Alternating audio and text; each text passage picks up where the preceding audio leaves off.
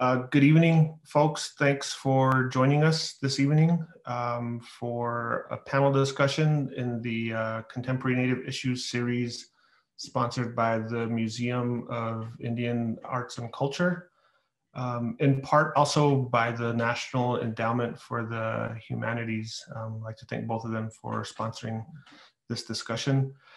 My name is Joseph Aguilar. I'll be moderating the event.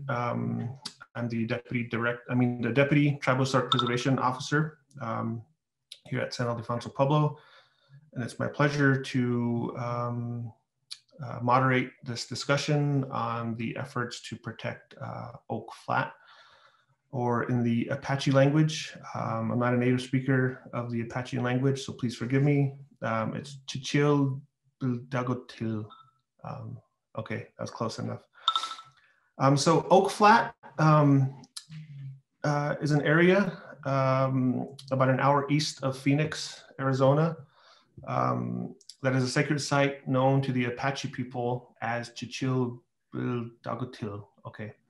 Like so many sacred Native American sites, Oak Flat is caught in a web of deep history, politics, and legal wrangling. Home to a diverse desert ecosystem and cultural landscape, it's currently under the jurisdiction of the Tonto National Forest. In December of 2014, a land exchange rider was attached to a National Defense Authorization Act bill, which all but guaranteed its passage. The bill included the Oak Flat land exchange, which would transfer Oak Flat and surrounding lands to the multinational mining company, Resolution Copper. This essentially paved the way for one of the world's largest copper mines.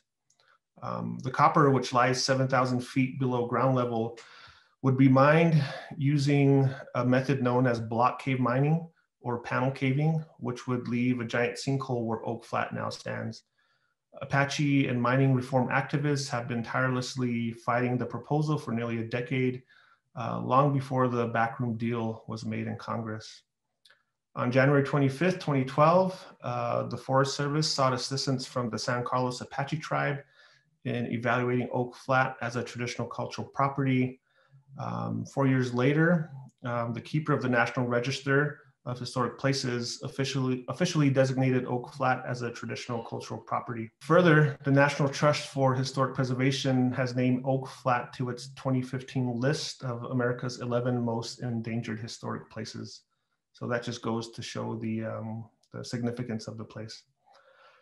More recently, part of the process for evaluating the potential consequences of the proposed project is the preparation of what's called a final environmental impact statement, or FEIS. The Trump administration published this statement on January 15, 2021, just 5 days before President-elect Joe Biden was set to take office. The Biden administration withdrew the FEIS on March 1 to provide more time for analysis and discussion with tribes opposed to the project.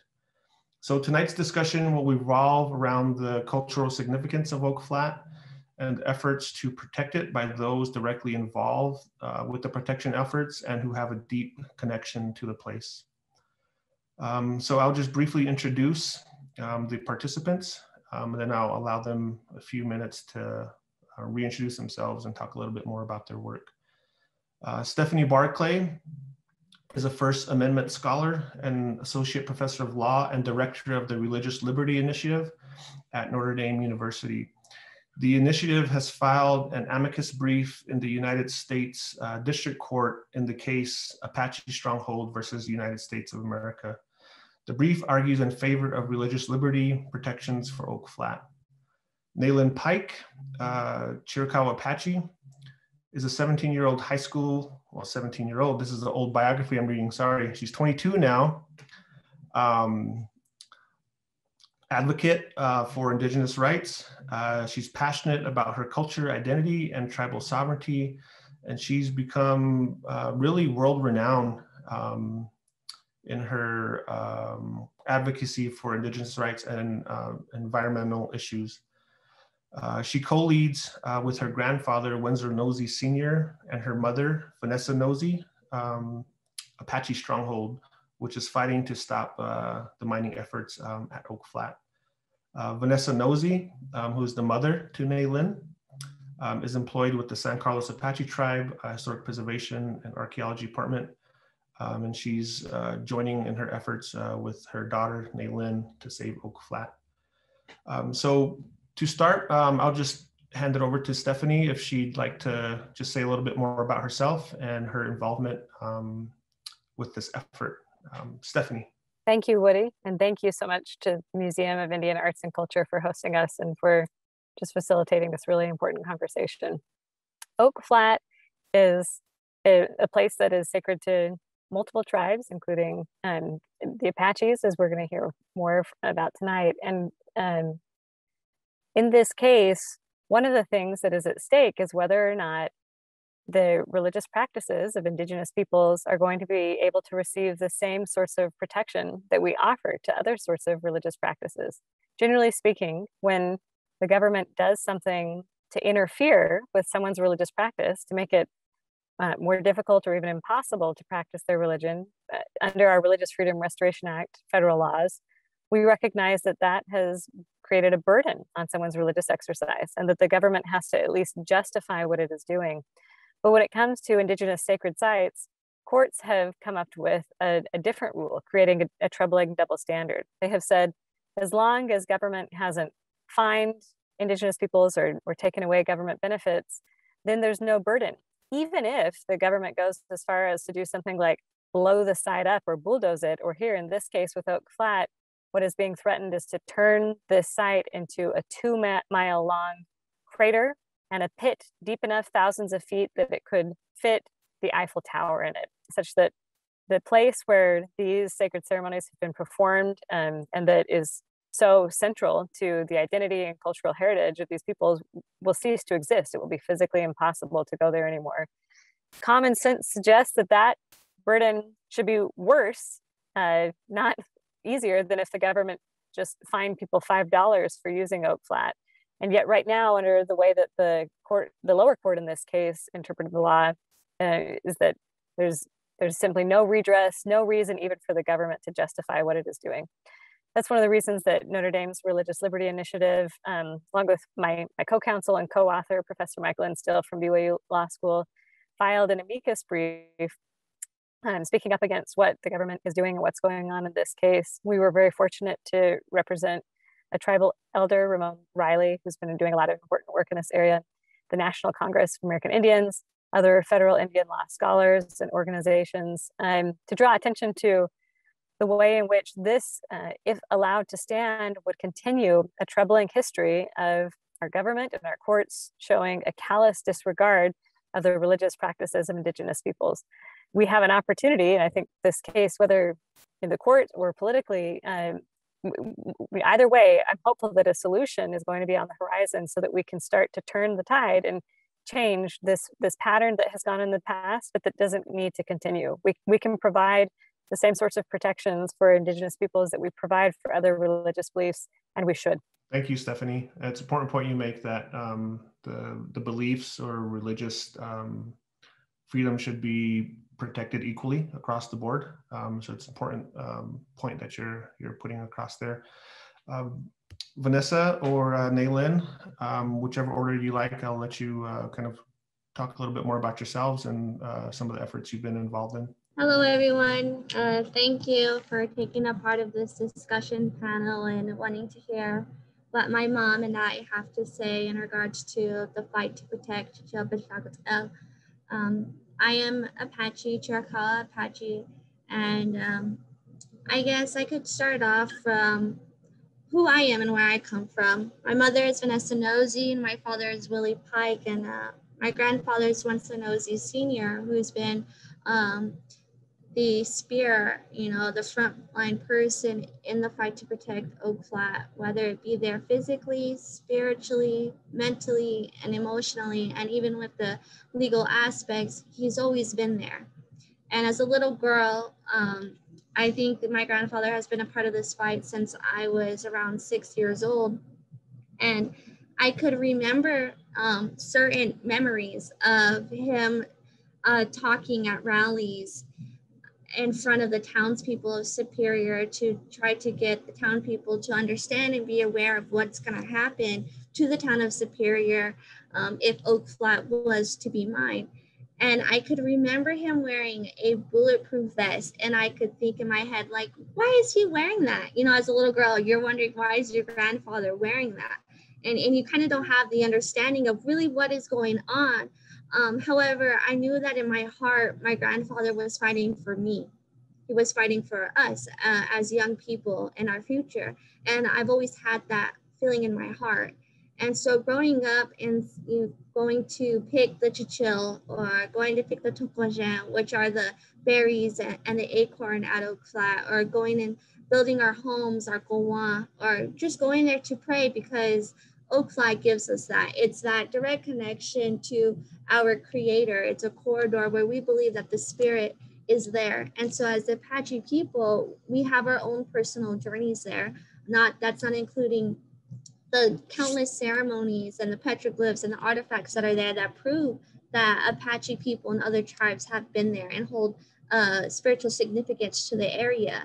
And so seeing that and being a part of that life and watching my grandfather, I felt that in this fight, it was the survival of our people. And that's the thing that we have to understand, is that when we talk about Oak Flat and the significance that we carry it in our family, is that we go to these places because we were once prisoners of war, exiled from these ancestral homelands by the United States government and the cavalry. And for what? My grandfather always talks about this oldest evil, and that oldest evil is greed. And the same thing, settlers came into Arizona. They came and they found, you know, gold and silver and copper. And what they want to do, they wanted to put the savages, the Indians, which were us as Apache people, being there freely since time immemorial. And then the cavalry saw this profit, and these settlers saw this profit that they could make on our ancestral homelands. And then that's where we get the bad end of the stick, and we're forced as prisoners of war. And that's the history that we carry as Indigenous people, and specifically as Apache people when it comes to Oak Flat, is that my great grandmother and her family come from this area who have ancestral ties and roots to this place. And so I carry that now today. And having the understanding of the history of our people and us being exiled from these ancestral homelands, and then now into modern time where it's still the same way, we're just not being killed anymore. We have, you know, what was said by Stephanie before, is that our religious beliefs and who we are and how we pray and our creator is not as equal as to the United States government and the other religions that are being able to practice. We have to remember that it was barely in the 70s when we were allowed to have ceremonies again. So from the beginning of when the colonizers and settlers have came onto this side of the world, our people were told that our creator, our way of life, and our identity and the being of our spirit should not be existent to this world. And that is because we are the caretakers of the land. We are the caretakers of the earth. We respect our mother, Nagosan, and we are her children. And in a part of this fight, that's what we're fighting for. We're fighting for our mother as her children so that we have the existence to survive and to be here today. And that's fighting against these money-hungry corporate companies or political leaders who continue to practice the same cycle of history that don't allow us to have our spiritual beliefs and significance. And that's something that we've always been fighting for. And I think that it getting national attention the way it is today, it's always been there. We have always been the dust underneath the carpet, and now that carpet is getting pulled off. And so we talk about these issues that are happening, not just with Oak Flat, but with all these other different issues in the nation. It's always been here. Now people just can no longer turn away from it because enough is enough. It's really pretty much it. Thank you, Naelyn. You're wise beyond your age. I think your mom sitting next to you should be very proud of the efforts you're putting forth, and you're really an inspiration to the younger generation of Indigenous people across the country. And I really hope that your message gets across to the youth, Indigenous youth, because it's the youth, this next generation, who's really going to be continuing the fights that people like your grandfather, Vanessa Nosie, began. So it's really encouraging to see you speak in the manner that you do, and it's really inspiring. So Vanessa, if you'd like to say a few words about yourself and your efforts, anything you'd like to mention, feel free. Well, thank you for having us on and bringing to light the issue of what's happening at Oak Flat. You know, just like my daughter has stated here, it's such a huge issue, because not only does it involve the Indigenous people, but it involves all people. And that was the message that when my father started with the Apache Stronghold and pursued this fight, was because of the negligence of the U.S. Forest Service and the negligence on the responsibility of the U.S. government. And so for myself, this isn't just a movement, you know, it's a way of life. And my father has been at the forefront for years. And Oak Flat wasn't the first issue. It was to protect our sacred Mount Zitlan Chasian, Mount Graham, which is in Safford, Arizona. And I think that's when it started to begin for me. It was to see him put his life on the line for our people and for all people, because when you look at all the Indigenous issues and all the fights, you know, especially with Oak Flat, you see the genocide on a religion and a continued genocide on an identity and a way of life for the Indigenous people who come from here. This is where we belong. This is where we originated. And yet we're still disregarded. But in those fights, when you talk about Indigenous issues and the cultural aspects of it, it includes an environmental issue, because our religion, our way of life cannot be separated from Nagasan, Mother Earth. And so when there is an environmental devastation, that's going to be a huge impact on Indigenous people and their way of lives. And as we're at the forefront, that includes everybody, because no one can live without clean water. No one can live without clean air. My dad has always said that he is trying to protect those future generations, because this fight, he says he might never see what's going to happen in his lifetime. And that goes for myself, you know, and being a mother of 4 girls, my role is to protect them and to also carry on the teachings from my grandmother and my father and my mother that have installed in me, and pass them on to my children. And especially because I have girls, and to root themselves as an Apache woman, how can I do that if Oak Flat is gone? How can my children, my girls root themselves as an Apache woman to be able to pick the chi'chil, to be able to pick the tonkosheh, the acorn, the berries, all the medicine? You know, our way of life is tied to the land, and especially to Oak Flat, because that is our direct connection to Yulsin.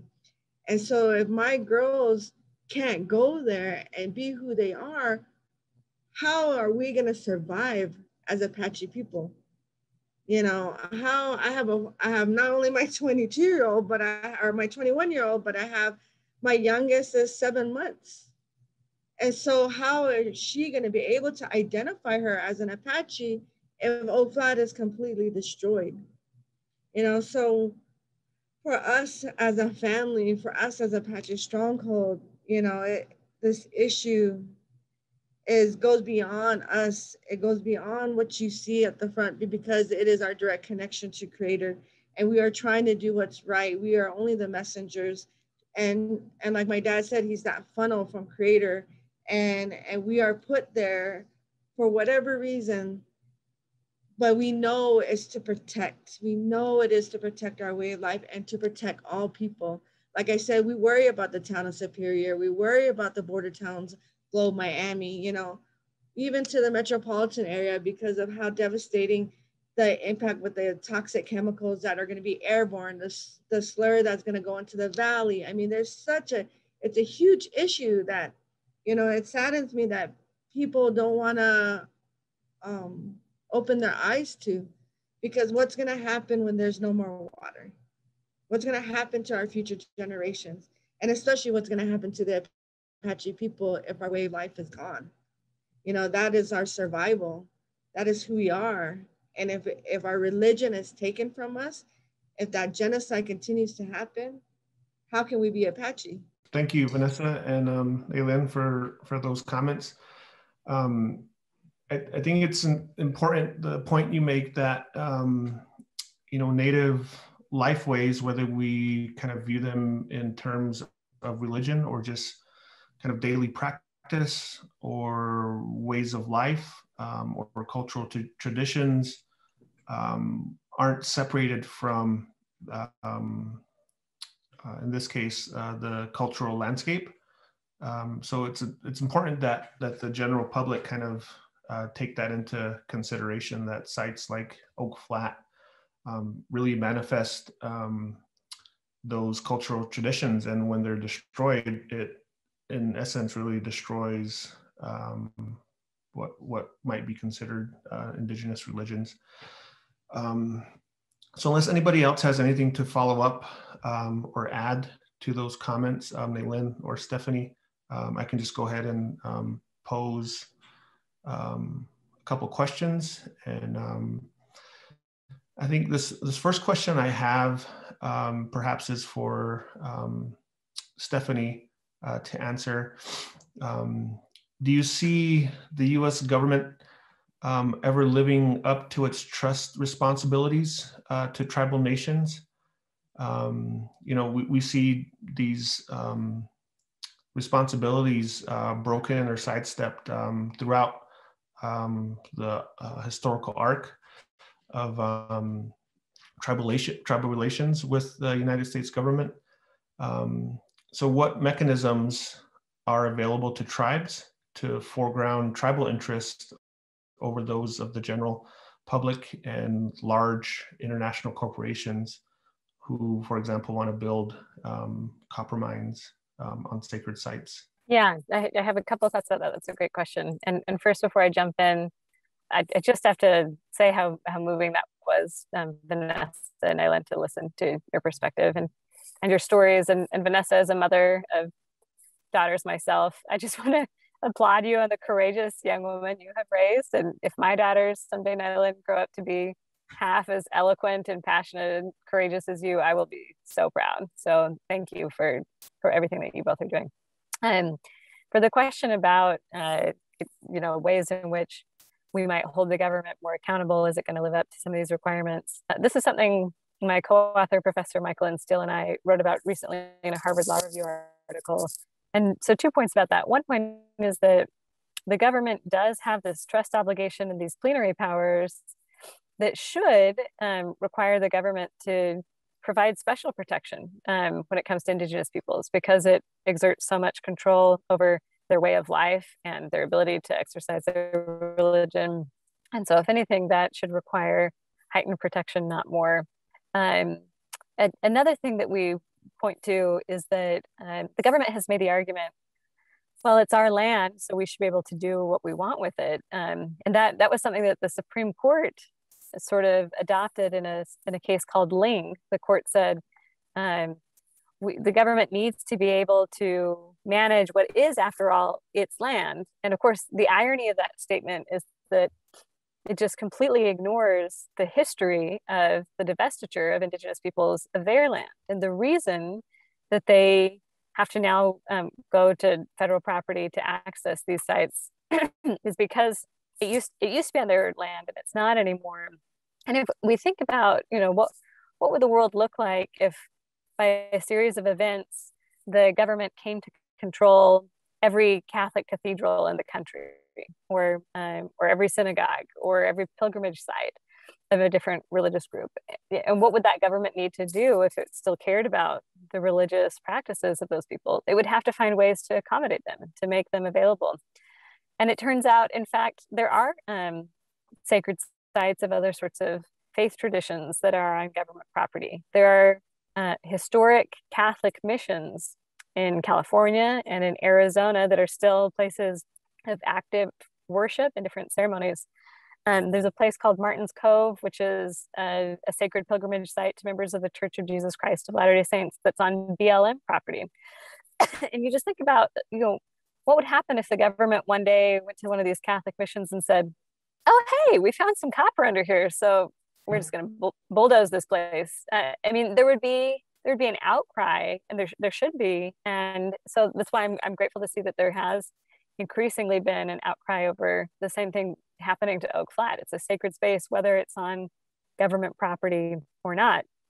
When government exerts more control over people and has an easier time preventing their religious exercise elsewhere in the law, we have said that that still requires governments to have a duty to live up to a higher standard and to be accommodating of religion. So for example, in the context of prison, if government doesn't make religious exercise available to prisoners, if it doesn't allow them, for example, to access worship sites or kosher meals or religious garb, then there's no way for the prisoner to be able to do it. And so our federal laws put a burden on government to make those sorts of religious practices available.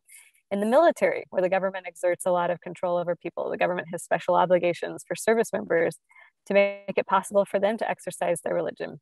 And so if anything, again, the existence of these sites being on government land just means that the government has more ability to exert its coercive sovereign power in a way that can interfere with religious rights, which means government should have an added obligation to make sure that it is being a careful steward of that power, that it is making religious exercise available to Indigenous people whenever it can. And so that doesn't necessarily mean that government will never be able to use the land in the ways that that sometimes it is arguing for. But it does mean that government needs to have much stronger justifications than it is presenting. And right now, in the Oak Flat case, for example, the government hasn't even tried to argue that it has a justification for turning this site into a big pit. I mean, as Vanessa and Naelyn were talking about, greed doesn't count as a compelling government interest, just mere profit increasing. I mean, the copper mine would be traded away to foreign interests. So it's not even as though these, the benefits from this mining are necessarily going to stay domestic. There's a lot of other mining sites nearby where the government could get copper if that's really so important. So there's no real reason that the government has explained why it needs to use this site. And on the other hand, there's a lot of reasons why the impact of this would be really catastrophic for the Apache people. I think, oh, go ahead. I'm sorry. Listening, you know, I think being as a witness and testifying in front of the judge, Logan, who said that what our voice and who we are as Apache people, it doesn't matter because we're prisoners of war. And so the government's obligation to trust responsibility has always been denied with the Oak Flat fight. And that's something that we have to understand is what's so special and unique about this fight is that Oak Flat is not undergoing the normal process of what these projects or whatever's proposed by, you know, either mining or fracking, or, you know. And so when it comes to Oak Flat, this was put as a midnight rider in the National Defense Bill, bypassing all federal laws. And through that bypassing, the United States government still likes to say that we as Apache people don't have a voice because we're prisoners of war. And so when we talk about trust responsibilities between the United States government and Indigenous people of this country, I think we would have to dismantle the fact of all these treaties that are being in place, because these treaties were put in to tear our people apart, to make our people extinct, to put us down, and to lower not just who we are in our identity and our existence on this world, but our spirit. And so when we talk about trust responsibility, I have always felt that the United States government and its responsibility between sovereign nations that are Indigenous has always been, I guess, just rigged, you know, because it's time after time we get, you know, these broken promises, these empty promises of this is what we're going to do. And I think one thing is so crazy is about the tribal monitor program. It's about, so our tribal monitors, they say that the Resolution Copper and Tonto National Forest are saying that they're doing consultation with our tribes through the tribal monitoring program. However, that's not true. How can you say you're consolidating with our tribal government when they're really not? So the time after time, you see that in this Oak Flat movement and the issue that we're facing right now, it's the bypass of federal laws, is the lack of consultation, is the time after time of broken promises, and yeah, exemption from, you know, we're just a check mark off the list where the savage Indians of modern day time who are not allowing these profits to come through to dirty politicians who want money in their pockets. And so when it comes to, like I said again, it's just, I think that we would have to dismantle these treaties to at least make it a better for our future of tomorrow. That's what I've always been about. It really is worried about, I think, as my grandparents always call me the grandest, because I'm the oldest grandchild of about 27 grandchildren.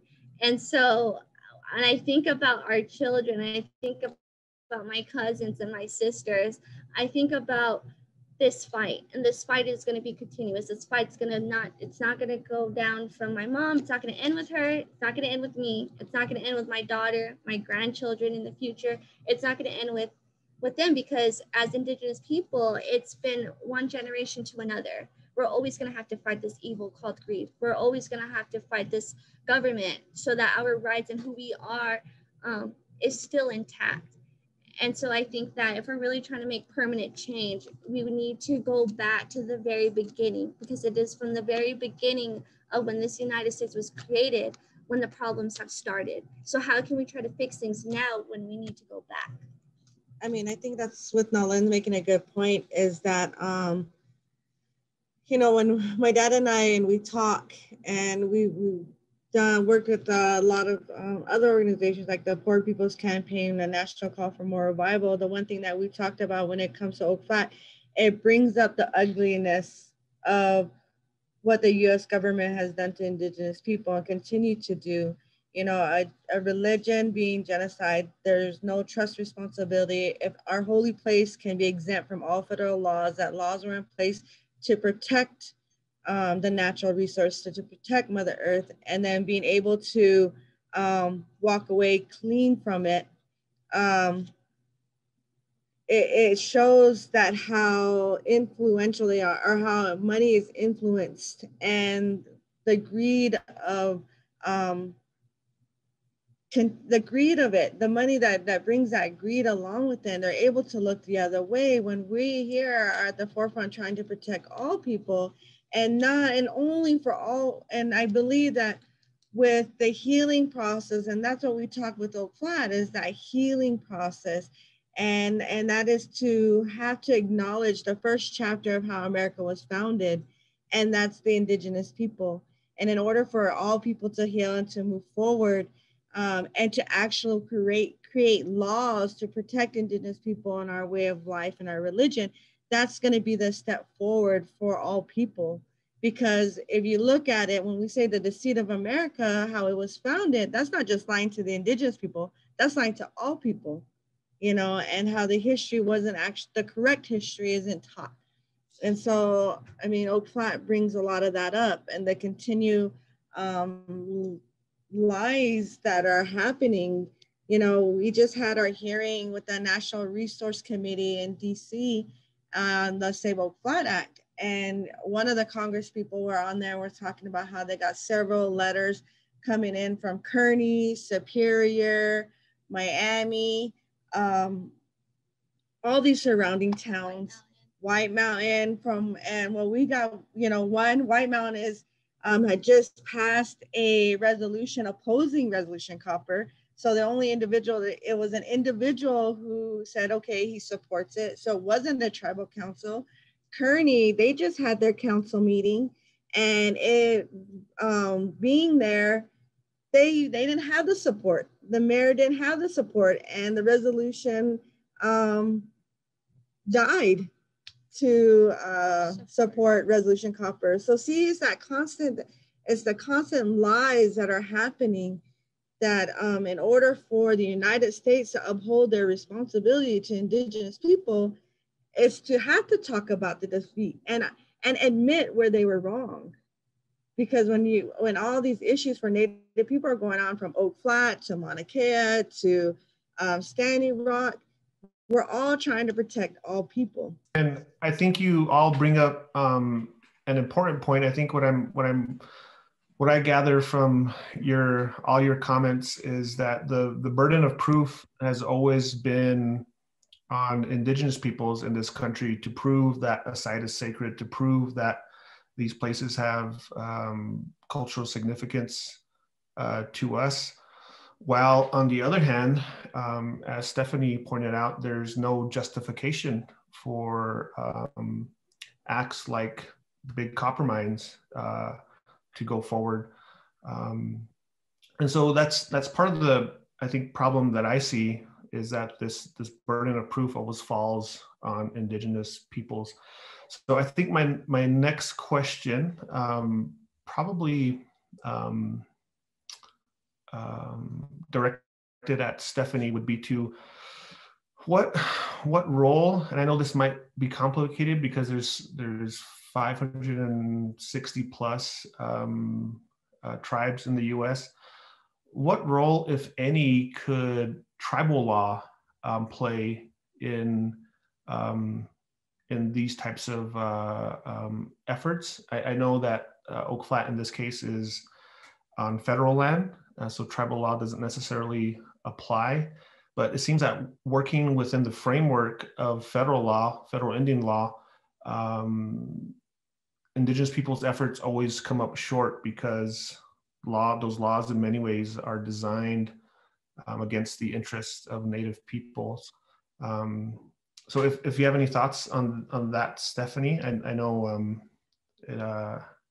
I'd just be interested to hear your thoughts. Yeah, I think tribal law probably has a larger role in sites that aren't on like land outside the reservation on federal property. But the fact that we still have the existence of Native people as sovereign nations, which one of the comment talks about, I think is one of the reasons why we see an intersection of religious freedom here and added protection. So if we weren't talking about tribal interests, there wouldn't be the additional trust responsibilities and plenary powers of government that ought to be, you can at least argue, ought to be used to provide even more protections for the ability of Indigenous peoples to continue their way of life.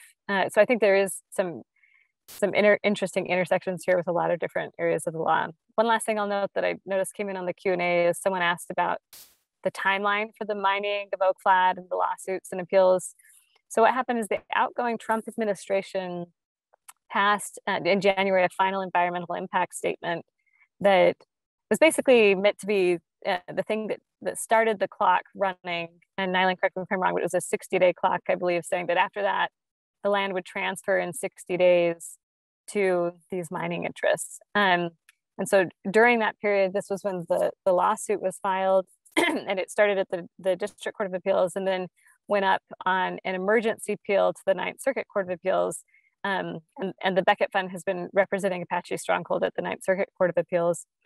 And the court did not grant the emergency motion, but, and this is a positive sign, the court didn't rule against Apache Stronghold because on the eve of the government's brief being due in that appeal, the government, the Biden administration issued a statement saying that they were rescinding that final environmental impact statement that had been filed in January in order to provide more time to stop the 60-day clock running, so to speak, that would have resulted in Oak Flat being transferred back in March to those mining interests. And so that was a very positive development. It put things on hold and bought time for Oak Flat. Now the government, the Department of Justice said this is just a temporary sort of reprieve, and they didn't guarantee any permanent relief. But nonetheless, that was a big, I think, important victory. So two of the judges on that panel said, all right, the emergency seems to have gone away. But one of the judges, Judge Bumate, said, I would grant relief to Oak Flat right now. This is a violation of their federal religious freedom rights. But all of the judges are now hearing this case on the merits. Briefing is ongoing. This was another case where our Religious Liberty Initiative filed an amicus brief. And so It will be interesting to see whether the Ninth Circuit rules in a way that will provide more permanent relief for Oak Flat. And meanwhile, as Naelyn and Vanessa have discussed, there are political solutions that are being worked on right now. The Save Oak Flat bill and other potential sorts of solution folks on the Hill are working on in tandem to try and provide relief for Oak Flat. Vanessa or Naelyn, do you have anything to add to Stephanie's comments or follow up with anything she mentioned? I think that we're really in a time of this fight has been happening for over 18 years now. And so we're kind of coming to the last stretch. And so there is a sense of urgency that we feel here at Oak Flat, because this is really a decision of the moral of this country. What is the United States government and what are the political leaders who are in office? How are they going to protect Oak Flat? And so as a family and as an individual, myself, we go to Oak Flat. We stay at Oak Flat because that's our home. That's where we come from. That's who we are. And that's what I am. And so I think in these times that, you know, there's this legal fight happening, but there's a spiritual battle in itself. And so we take our part as in that, and that's by praying.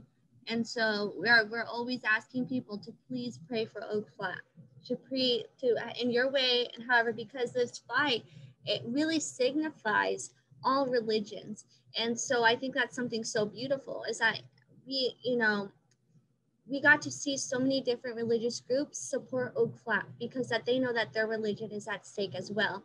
And so they come and they pray in their own way, and they share their stories and enlightenment of that they're with us, supporting us. And so I think that's something that I feel blessed to see, is that, you know, in this time of hardship, our people together of all colors are standing strong as one. And because we know that it's for tomorrow, it's for our children, so that they have the fundamental rights to basic clean air and water, and the human right to freedom of religion. And so I think that's something I'm really honored to be a part of. And I just really ask that those who are listening to contact your congressional leaders and to support the parallel bill, the Save Oak Flat Act. And so, Naelyn, I guess to follow up on your just all your comments, really, I see the passion, I feel the passion in your voice and in your words. So do you think, or do you feel that those in power, who really have the power, whether it's political power or other types of power to stop this land exchange and mining project altogether, in your estimation, do you feel that they've really taken your words and feeling to heart, like the way I am now? Because I can feel the heart there. What's your feeling? Are people listening, I guess, is what I'm asking. I guess it just depends on the person, because I can really feel that people do listen to what I have to say, especially our youth. I think that our youth really have this passion in their heart that we can make a difference. And I've always said that our youth can make the strongest impact, because they are not confined to social standards that we are as we get older and become adults or elders, that we feel confined. You know, we feel that we're stuck in society, but younger people don't see that. They see, you know, the world in fresh eyes and fresh perspectives. And so I think that's something so awesome to see, is that when I'm able to talk to our young community members or to just youth all together, I really see the warrior within them, you know, and I really have hope that they can make a difference, and that they will also pave the path that we are paving for them. And so, but there's other times where I feel like I'm hitting a wall, because when I spoke to my heart, I said everything I could. I cried to the judge, Logan, and explained to him about how I feel and who I am. And I spoke from what I felt that my ancestors have wanted me to say if they had the chance. And he denied our case. He denied my voice. He told me that I was a prisoner of war and that my voice didn't matter unless I was a councilman or a tribal chairman. And so there are moments in my life where my voice can speak volumes and I feel that it's heard. And then there's other moments where I'm hitting the wall. And that's one of the hardest things in this fight, is to know that your voice as a human being doesn't matter sometimes. And so what I have to do as a person is take that step back and go back home, which is to Oak Flat or Mount Graham, and I guess take care of myself in a spiritual way, and to go and pray, and to go back to what makes me who I am, the life that surrounds me, because that's where my roots are at. And once I get there and I feel refreshed, then I'm back at it again. And then that's what this fight is as Indigenous people, is that it's this constant push and pull of, you know, people are listening to you, people don't want to listen to you, because this has been generations and generations of battling. We're just not battling no more with bows and arrows. It's with legal documents. It's about spiritual identity. It's about resiliency. And that's something that, even though it's hard sometimes, I feel privileged and blessed to be a part of, because I know that I will continue on this fight. I feel it in my heart to take that step. Naelyn, I hope you know, so you mentioned sometimes you feel like your voice doesn't matter, but your voice has been so inspiring for my students, young people here at Notre Dame of different faith traditions, you know, many of them Catholic, but all different faith traditions here at Notre Dame. You have brought us to tears, you and your mom, and motivated us and taught us a totally different perspective. So that voice, that passion and perspective you have shared is impacting people you will never meet and see in such a positive, powerful way. And I just want to thank you for that. Thank you. That really means a lot. It really helps me, you know, because this fight does get hard. Yeah, it's really inspiring, Naelyn and Vanessa. Like Stephanie said, I really got to commend you on raising a really intelligent, well-spoken daughter. If there's any comments you'd like to add following your daughter's comments, Vanessa? You know, when I listen to Naelyn talk, and I listen to my dad, and then there's myself. You know, my dad is a very unique person, and because of the way our Indigenous people have been treated, and you go back and talk about historic trauma, and you look at from our great grandparents to our grandparents and then our parents, you know, listening to him and being a person to be able to step out of the box, you know, and instill those teachings into myself, and becoming a mom, a young mom. I was 19 when I had Naelyn, you know, my road changed, and meaning that those teachings that were passed down, and even like from my grandmother telling me, like, you know, I've had to learn how to root myself here on the reservation. And she was hurt by it, but she said it was something that she needed to do, and was her feet were like a root of a tree, and that she grew and gave life, and that was her kids and her grandkids and her great grandkids, and it was, you know, her duty to protect us, and that someday I would be that tree. And so when I had my children, you know, the roles switched for me. I wanted to raise children to understand both the truth and the importance of being Apache.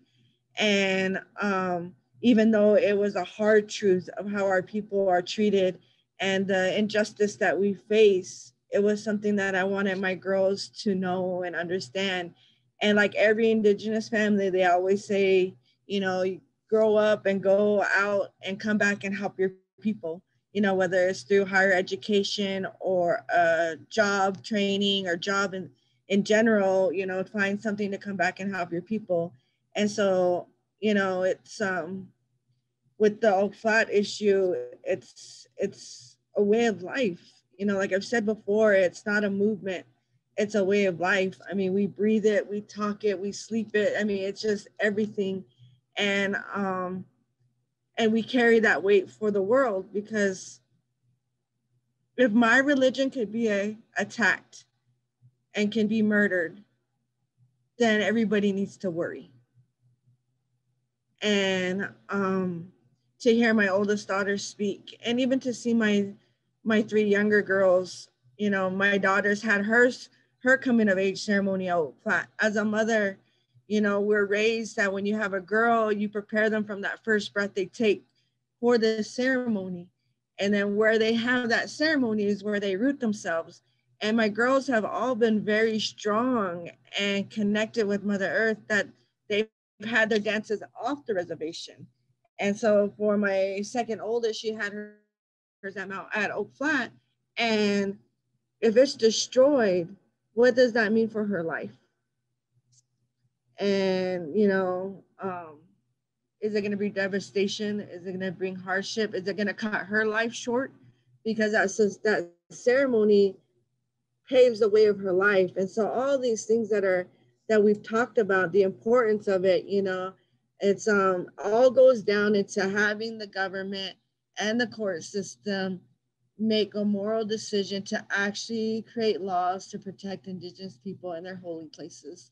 That's the only way we're going to make change, you know, and I see hope when I listen to Naelyn. You know, I remember being 9 years old and we had our own Standing Rock. We had barricades, we had dog attacks, we had everything when we fought for Mount Graham. I never thought my kids would see the day that I would see the day that they would have to fight, you know, but the hard truth, like Naelyn said, it doesn't end here.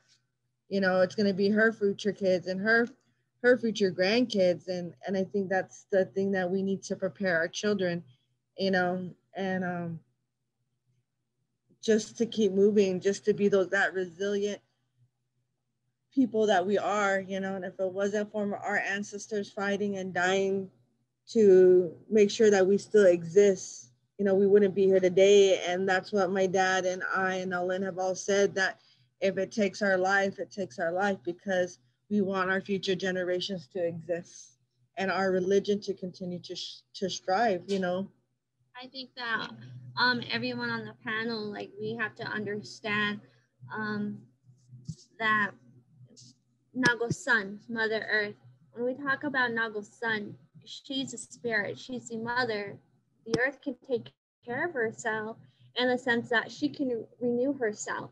And so when we're talking about the fight for Oak Flat, and we're saying, you know, this is not just an Apache fight. This is a fight for the state of Arizona, because we're not going to have no water. This is going to be the largest mine in North America. You know, when we're saying that this is a fight for everyone, because all religion is at stake. This is a fight for humanity, because Nago's son will always be alive. She will always be there. But it is us we are fighting for. We are fighting for the survival of humankind, because if we allow these corporate entities, if we allow these political leaders to say profit over the environment, profit over humanity, then no one will be alive. The generations yet to come will have to suffer horrific events because of our actions and our inability to act. And so when we talk about Earth Day, because today is Earth Day, we talk about having that every day. We should incorporate that in our lives every single day. We cannot make it one day out of the year. We cannot slack, or it's called slacktivism. So it's where we can post and share things on social media, but that's all it goes. And so we should incorporate it in our everyday lives, whether it be through religion and our way of life, or through our cultural aspects. We have to act, because the future is depending on us. And we have to have that thought process and have that mentality that the future is depending on us. I think about that every single day. The future, because if I don't act, if no one acts, then my future children, my future grandchildren will have to suffer. And I think we should all think that way, because we're all going to have children. We're all going to have grandchildren one day. And you know, it's always going to continue. But what are we going to leave them? And this fight is just a part of that. This fight is a domino effect to the future events that can happen if we don't act now, because this fight bypasses all federal laws. So the next fight is going to be able to bypass all federal laws, and the next fight, and the next fight, and the next fight. So we need to stop it before it begins. Naelyn, I appreciate your generational perspective on this issue, because it's not a new fight, right? Like, this has been going on for generations, and it's not going to end with your generation or your mom's or mine. It's going to continue on so long as we have these injustices against Indigenous people, right? So I guess my question to you is how, I know you've said a lot of already inspiring words that I think the youth will hear, but what kind of direct messages do you have to young people? Like, so I'm at home now, and I have a 12-year-old nephew in the next room listening to the talk. Hopefully he is inspired to maybe do something in the future, not immediately, but to protect or save, you know, his own ancestral homelands. So what message do you have to like the youth who might be distracted nowadays by whatever it is they're distracted by, school, girls, phones, video games, and who need to look beyond what's in front of them? Because I'm sure you're an inspiration to younger kids, and I just wonder what message you might have for the younger generation of Native people. Yeah, I just think that what I've always told the youth and our young people is that first of all, you're beautiful. Who you are, what you are, and where you come from is beautiful. It's unique because we carry those ties and those roots. Whether if we're Indigenous or not, we still have ties to somewhere. And so find those ties. Want to learn about who you are and where you come from and your ancestral background. I'm a hard believer on history because if we don't know our history, if we don't know where we come from, then how are we not going to repeat the future? In a sense that cycles continue over and over and over again. And if we don't know our history, if we don't know the teachings of those yet, you know, whether it's bad history or good history, we need to understand it so that we can pave a better future, so that we can correct the things that have happened in the past that need to be corrected so that things don't happen again. And I think that we see that time and time today is that these cycles continue. And it's okay if you want to break them. It's okay if you feel that you want your voice to be heard. It's okay if you feel that you need to act now. I support you. There's going to be a network out there that will always support young people who want to raise their voice. Be loud, because you make the strongest impact. You make the strongest impact because you see the world in a new perspective. You shed light on a new perspective that we as adults and as elders will never see. You see what you're not confined to compared to those who are confined. We're confined to social trends. We're confined to laws and policies and all the traditions that say, you cannot do this. You have to stay within the line. You have to have your hands right next to your hips, you know, those kind of things. But as young people, you can ask those questions about where do we get our water? Why do we have to cut those trees? Why do I have to be the way I am when I want to be this way? It's okay. It's okay to ask those questions. Never be afraid to ask those questions, and always know that you come from a good heart. Always believe in yourself. And once you believe in yourself, just imagine if we as young people can all raise our voice and we can all act on something, how powerful that ripple effect. Be that one droplet into the water, because then those waves will crash onto the shore, and hopefully we can, as young people together, can make a difference. And just know that I will always support you, because we as young people come from, I can speak for Indigenous people, is that as young Indigenous people, our ancestors died for us to be here. Our ancestors gave their lives for us to stand here and for us to be who we are and to know where we come from. And so when you're out there, think about your ancestors who fought for you, because they're behind you. You have your ancestors holding your back up, and then you have the future who is looking right at you as you're walking forward. And so that's something I've always believed in, is that when I'm talking or when I'm at a testimony or even at a protest, I feel the earth, I feel the animals, I feel those places that are sacred. I feel my ancestors there with me. And I pray that they're always going to be there with me, and that I pray for the future, and that everything that I do can pave that. you know, and so we have to pave those. We have to make the right decisions that our people or the government or, you know, political leaders didn't make. We have to make those decisions because it's up to us. It's always going to be up to us. Wow, Naelyn, that's inspirational. And I think if the youth who you're reaching out to take that message to heart and even have half the passion that you have, I think the youth can do a lot of good in these realms that you're talking about. So thank you so much for spreading that message. And I'm going to do my best. The Museum of Indian Arts and Culture will do its best to help spread that message and that you just relayed in this recording. So we hope we can get that message out to schools and local youth so they can hear that message, that inspirational message. And I think that's the perfect way to end our panel here. I don't see many questions in the or further questions in the chat box or the Q&A. So if there's any parting words that you have, Vanessa or Naelyn, I can let you close it out. Stephanie apologizes that she had another commitment.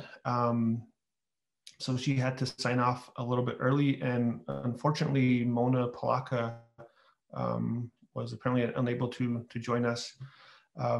So thank you to all the panelists, and I'll allow either or both of you any final words before we part ways. I think for the Apache Stronghold, I mean, one, we are a spiritual movement.